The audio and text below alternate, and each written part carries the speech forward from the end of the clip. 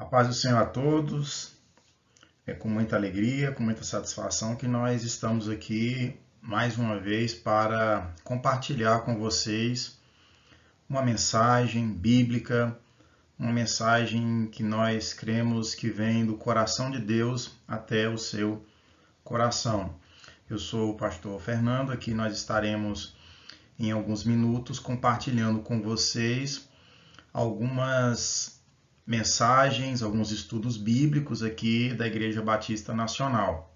Então eu peço aqui a sua atenção, você empreste a sua atenção aí por alguns minutos e nós vamos estar aqui trazendo alguns esclarecimentos bíblicos e trazendo para você também uma mensagem da parte de Deus. E hoje eu gostaria de falar com os nossos ouvintes, com as pessoas que vão ter acesso a esse pequeno vídeo, a respeito de João capítulo 3, versículo de número 16, que é particularmente o texto mais conhecido da Bíblia, principalmente aqui daqueles que têm acesso ao Novo Testamento, aqueles que já tiveram ali a experiência de ler o Novo Testamento, eles se depararam com essa passagem e, consequentemente, não deixaram de se maravilhar com ela. Mas nós estamos aqui para esmiuçar um pouquinho esse texto que é tão profundo para aqueles que procuram conhecer um pouco mais as Escrituras. Mas vamos lá. Observe que o texto ele é muito claro quando ele diz: porque Deus amou o mundo de tal maneira que deu o seu Filho unigênito, para que todo aquele que nele crê não pereça, mas tenha a vida eterna. Então aqui nós temos uma mensagem muito clara da parte do Senhor Jesus. Mas para introduzir aqui a nossa mensagem, eu gostaria de fazer lembrar aqueles que talvez leem o texto, mas acabam não lendo o contexto, ou seja, o que vem antes. E Jesus está ali dialogando com Nicodemos. Ele está conversando a respeito de algumas questões. Quem era Nicodemos? Jesus estava ali na narrativa do Evangelho de João. No capítulo 2, nós percebemos ali o primeiro milagre do ministério de Jesus, que é Jesus transformando água em vinho. E já no capítulo 3, nós nos deparamos com essa passagem tão interessante que nos leva a entender o propósito da missão de Cristo quando veio ao mundo para salvar.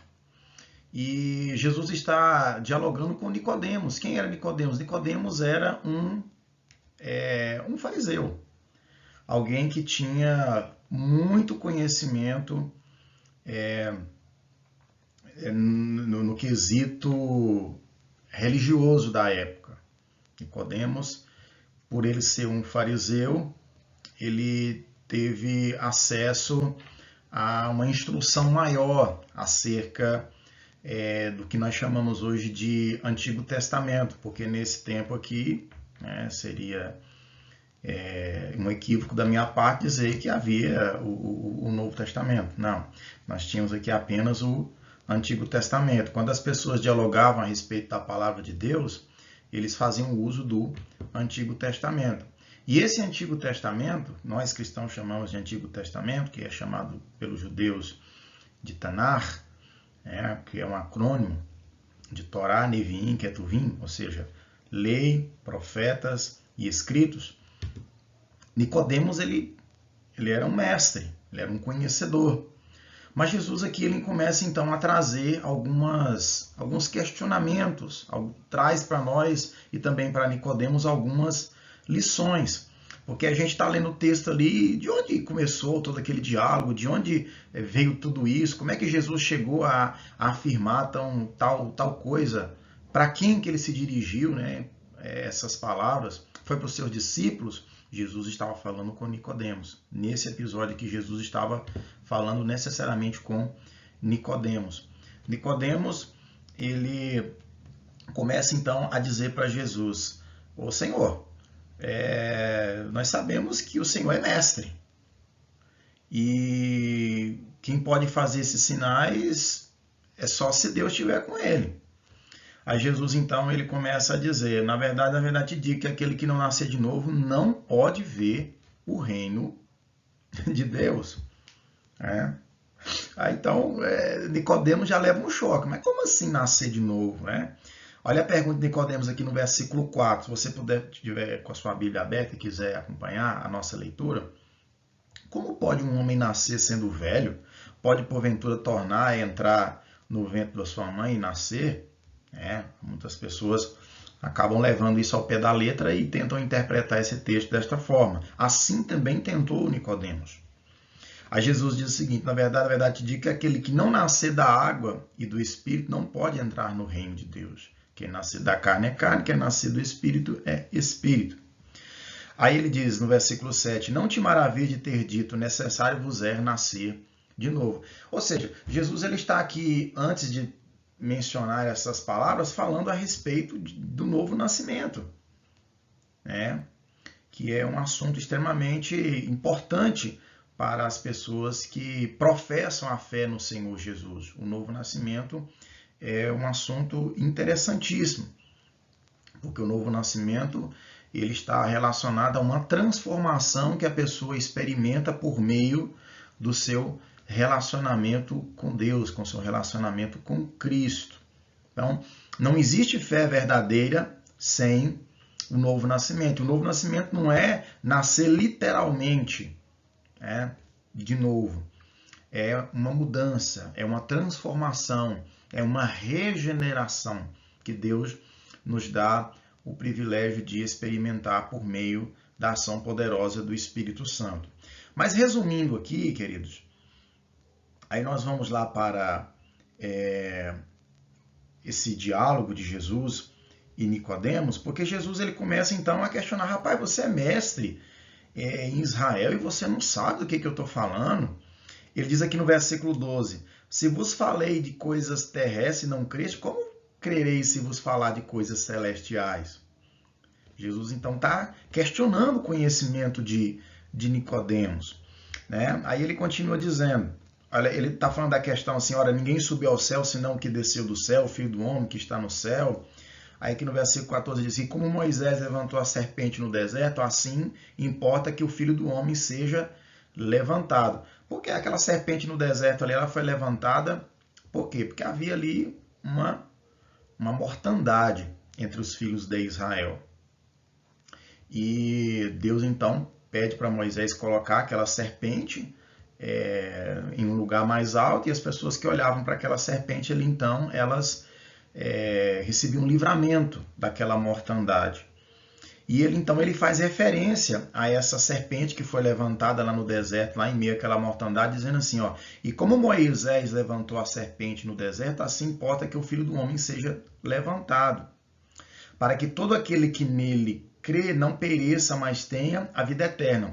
Porque aquela serpente, quando ela foi levantada ali naquela mortandade do deserto, a finalidade dela era trazer livramento a Israel, ou seja, livrar Israel da mortandade. E ele está dizendo assim,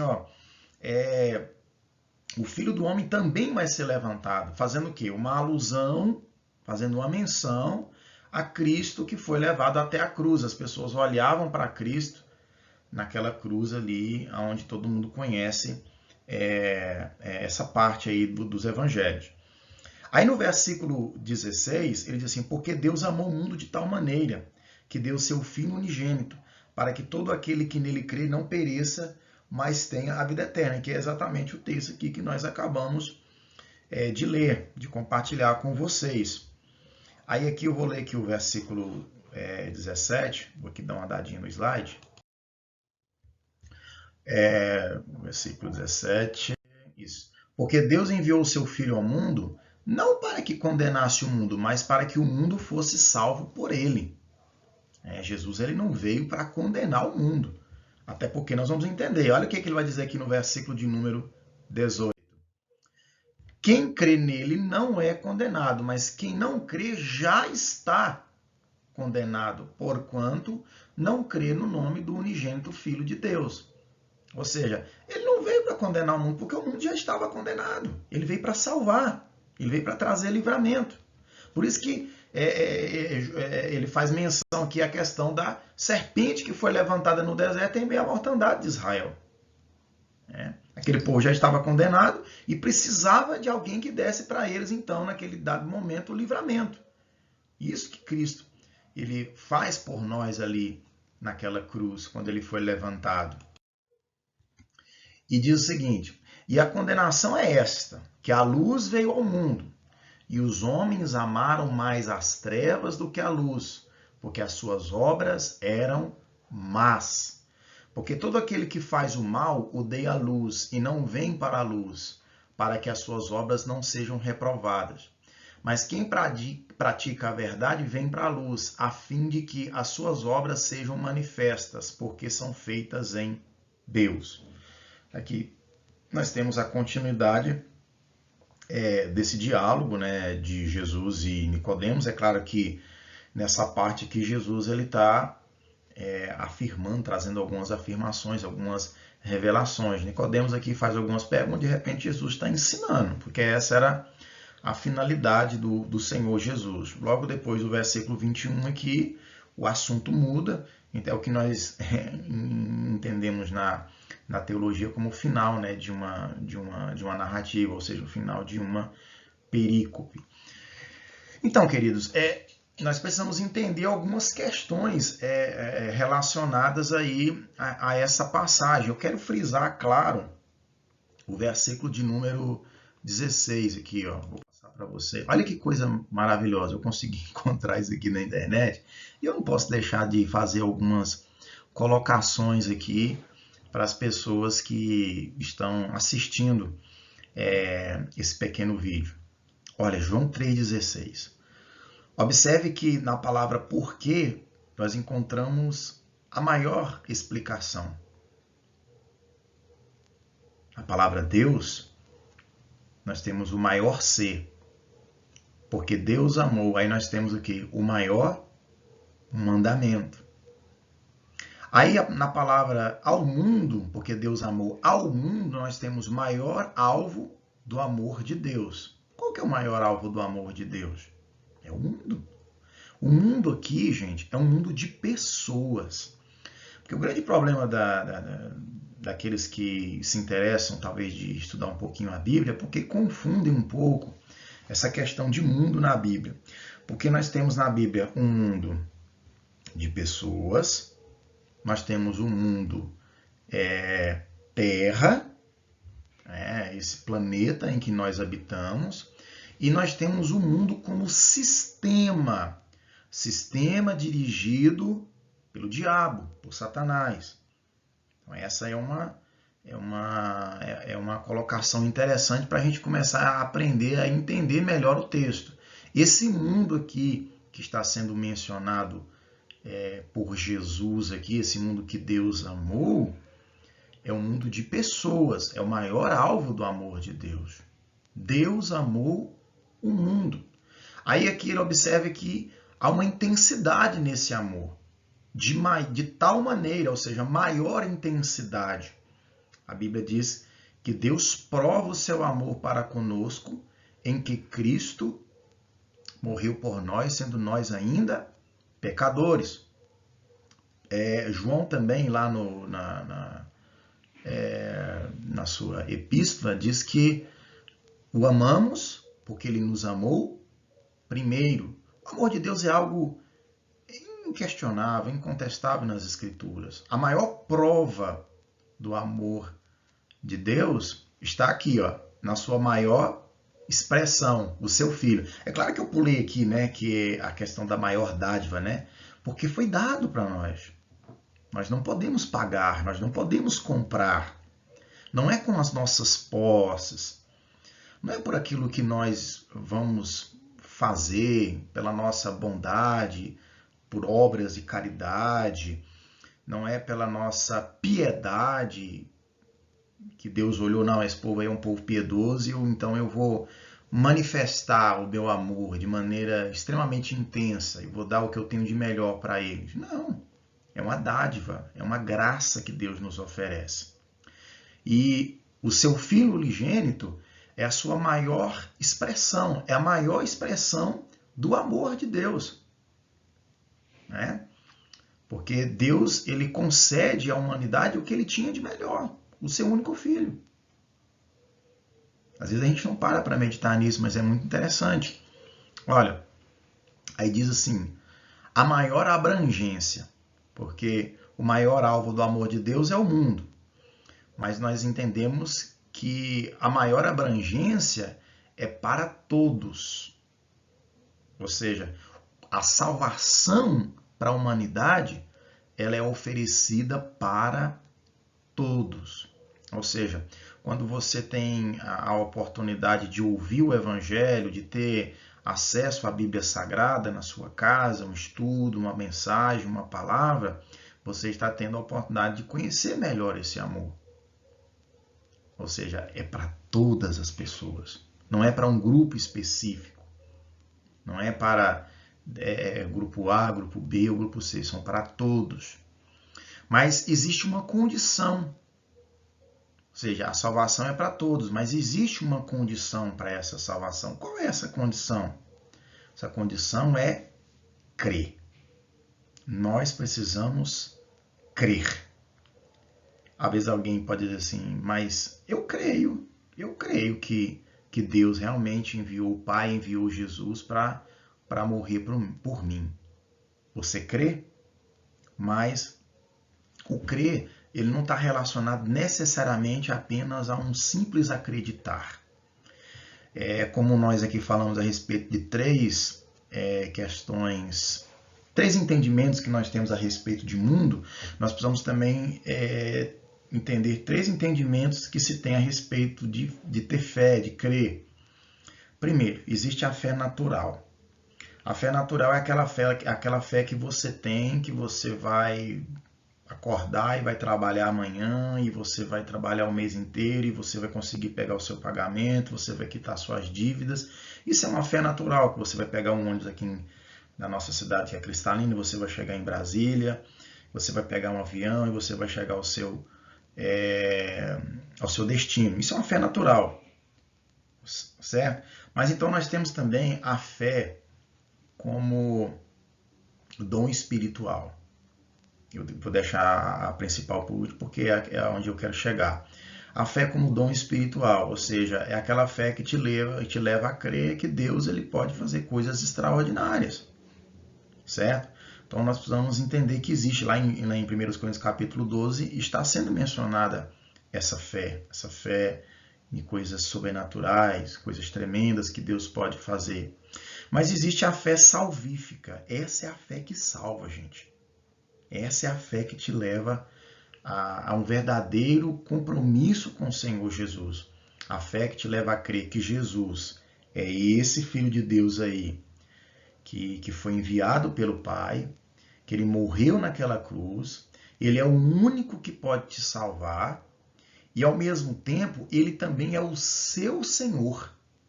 Nós devemos a ele obediência. Observe que o apóstolo Paulo, quando ele foi escrever as suas cartas, ele sempre dizia, antes de se identificar como apóstolo, ele se declarava servo de Cristo, servo de Deus e do Senhor Jesus Cristo. Então a fé, ela nos leva a crer que Jesus é aquele que realmente tem a salvação para nos oferecer, é Ele que nos salva, Ele é o Cordeiro de Deus que tira o pecado do mundo, e ao mesmo tempo Ele também é aquele no qual nós devemos a nossa obediência. Então isso é muito claro nas Escrituras. Então, o que nele crê é a maior condição. Parece que é fácil isso, mas não é tão fácil. Porque normalmente a nossa sociedade ela tem buscado o entendimento na salvação através das obras.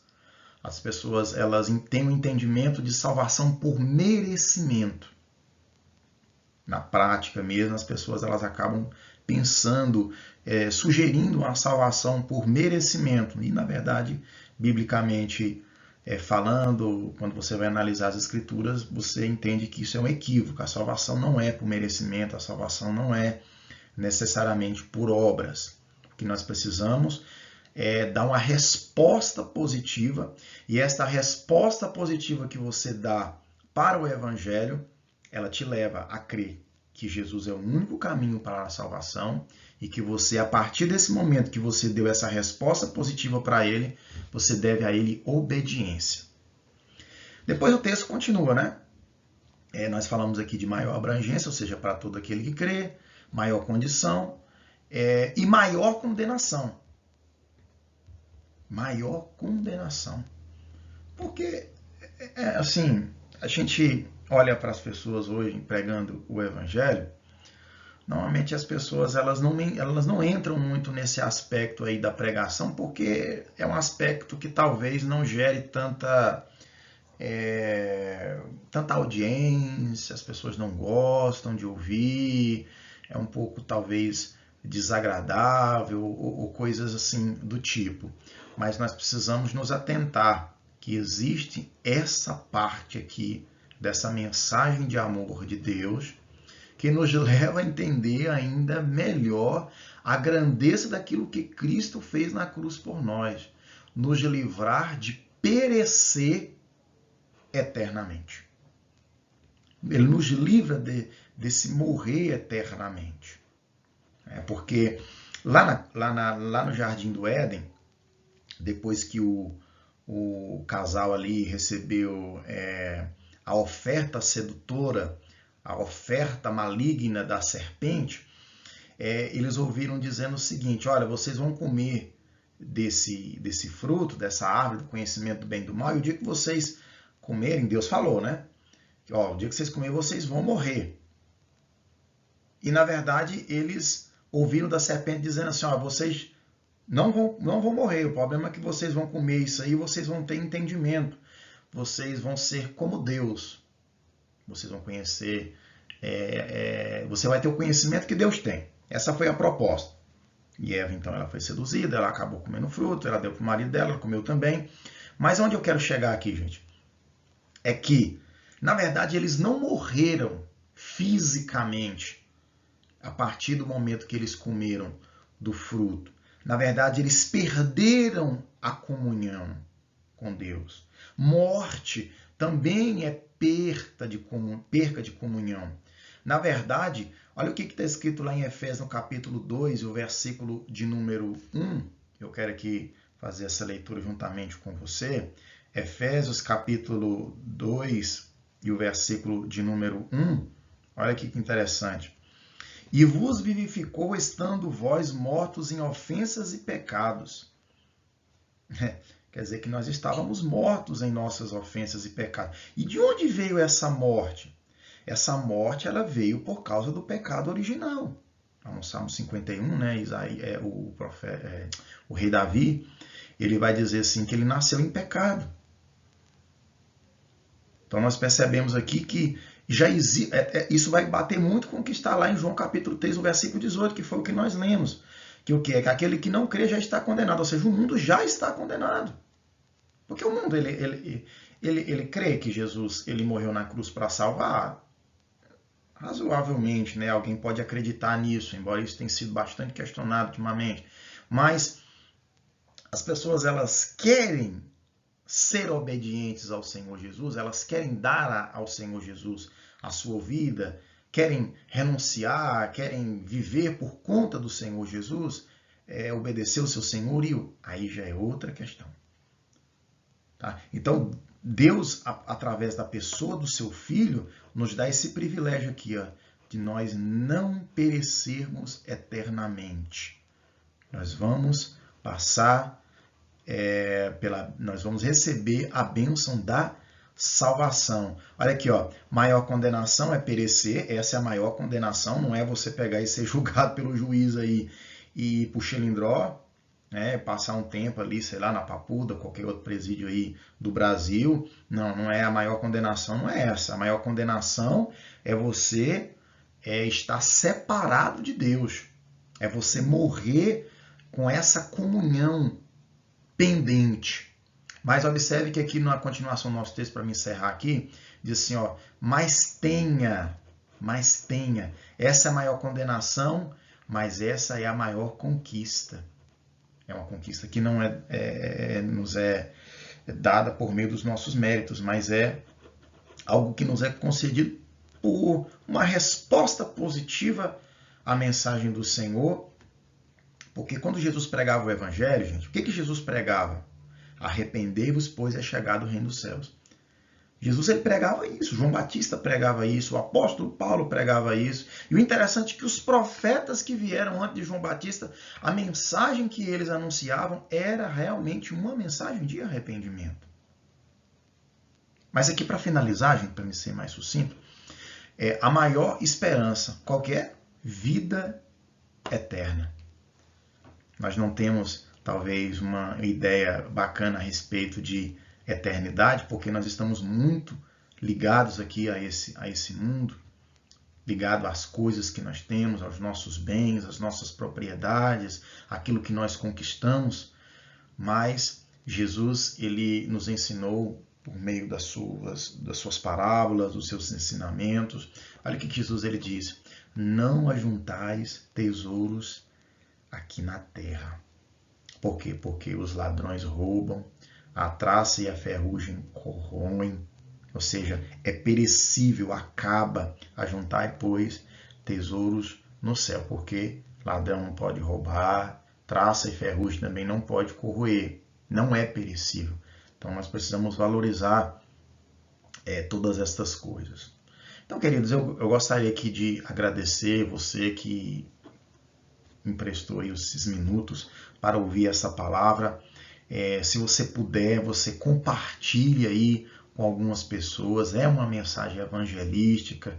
Se você conhece alguém que está aí afastado dos caminhos do Senhor, que precisa voltar para Jesus nesse tempo de pandemia, nesse tempo onde nós vemos tantas pessoas dispersas, tantas pessoas que se desvincularam, não tem talvez nesse momento mais força para caminhar, de servir a Deus, porque se ludibriaram com tantas coisas, talvez colocou os seus problemas e as suas preocupações em primeiro lugar, mas nesta hora Deus oferece para nós a oportunidade de repensar os nossos conceitos, repensar a nossa vida. Então eu convido você a meditar nas Escrituras, a entender que você precisa se voltar para Deus. A Bíblia diz lá em Isaías: buscai o Senhor enquanto se pode achar, invocai enquanto Ele está perto. Deixe o ímpio o seu caminho mau e se converta ao Senhor, que é grandioso em perdoar. Então aqui fica o meu abraço, fica também o meu convite para você que mora aí na cidade de Cristalina e que deseja fazer uma visita em nossa igreja. Você gostou aí dessa mensagem? Gostou da maneira com que nós abordamos a palavra de Deus? Faça-nos uma visita, Igreja Batista Nacional, ali na rua Quisleu Dias Maciel, próximo ali ao Colégio Valdete. Se você puder fazer uma visita, nós temos cultos ali, principalmente aos domingos. Nós temos escola dominical às 9 horas da manhã aos domingos. Nós temos o culto à noite, começa às 7 horas. Você e sua família são muito bem-vindos. Então fica aqui um abraço, Pastor Fernando, e continue aí assistindo os nossos vídeos aí do canal da Igreja Batista Nacional, que nós vamos estar constantemente sempre postando um conteúdo interessante da Palavra de Deus. E um abraço e fique com Deus, viu? Deus tem esse plano maravilhoso aí de salvação para você e para toda a sua família. Eu gostaria aqui de fazer uma rápida oração. Pai, nesta hora eu quero te agradecer por esse momento que o Senhor me deu aqui, Senhor, de estar entrando, Senhor Deus, na casa dessa pessoa, por meio desses minutos aqui, onde nós estamos compartilhando, Senhor Deus, uma palavra que vem da tua parte. Fala aos corações. Deus, dê coragem para essa pessoa, Senhor, para que ela possa repensar os seus conceitos, para que ela possa se voltar para os teus caminhos, meu Deus. Aquele que se afastou e aquele que talvez ainda nunca teve coragem, Senhor, de dar a devida atenção para a sua mensagem, para o teu evangelho. Faça, Senhor Deus, com que esse coração, Espírito Santo, eu te peço nesta hora, entenda a grandeza desse amor, dessas maiores dádivas que foram concedidas aí por meio dessa maravilhosa e grandiosa revelação do Senhor Jesus. Eu te louvo aqui, Senhor, te agradeço e te peço todas essas coisas em nome de Jesus. Que Deus abençoe você, que Deus abençoe a sua família e fique com Deus e até o próximo vídeo.